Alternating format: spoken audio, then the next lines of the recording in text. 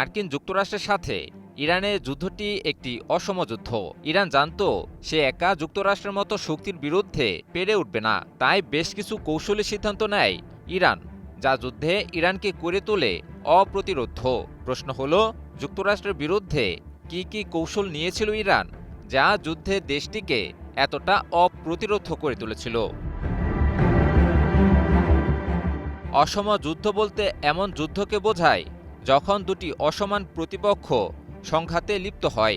এমন ক্ষেত্রে তুলনামূলক দুর্বল পক্ষ অসম যুদ্ধকৌশল গ্রহণ করে। অসম যুদ্ধ কৌশলে প্রবল প্রতিপক্ষের হামলায় তুলনামূলক দুর্বল পক্ষের যথেষ্ট ক্ষতি হয় ঠিকই, কিন্তু এই কৌশলে দুর্বল পক্ষ শত্রুর উপরও এমন আঘাত হানে যা শক্তিশালী পক্ষকেও একসময় যুদ্ধ বন্ধ করতে বাধ্য করে। যুক্তরাষ্ট্রের বিরুদ্ধে যুদ্ধে ইরান ইচ্ছাকৃতভাবেই একে একটি দীর্ঘমেয়াদী যুদ্ধের রূপ দেয়। ইরান ধীরে ধীরে অথচ অত্যন্ত শক্তিশালী হামলা চালিয়ে প্রতিপক্ষকে নাজেহাল করে দেওয়ার কৌশল গ্রহণ করে।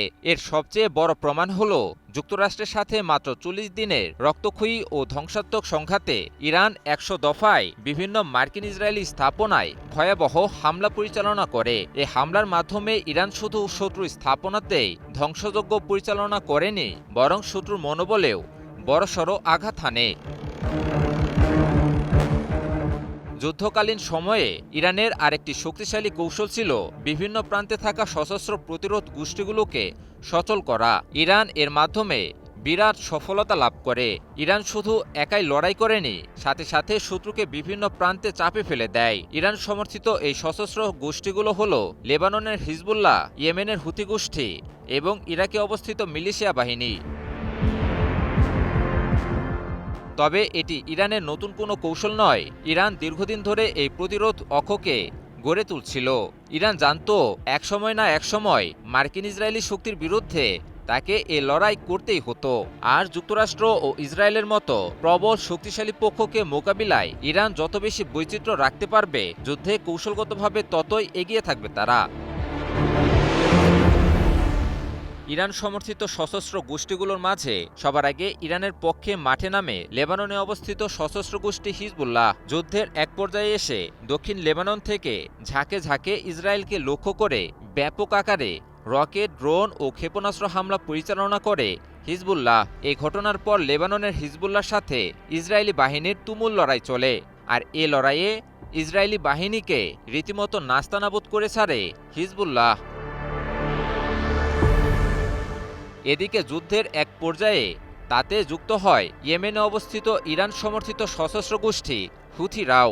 ইসরায়েলের পশ্চিম অঞ্চলকে লক্ষ্য করে ক্ষেপণাস্ত্র হামলা চালায় হুথিরা।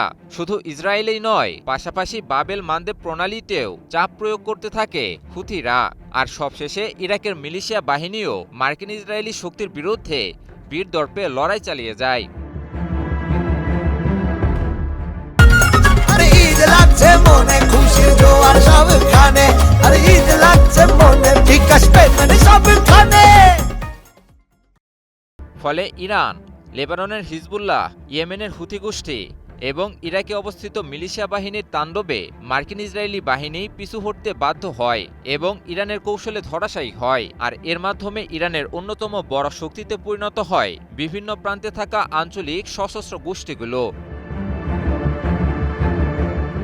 ইমন আলী, নিউজ 24।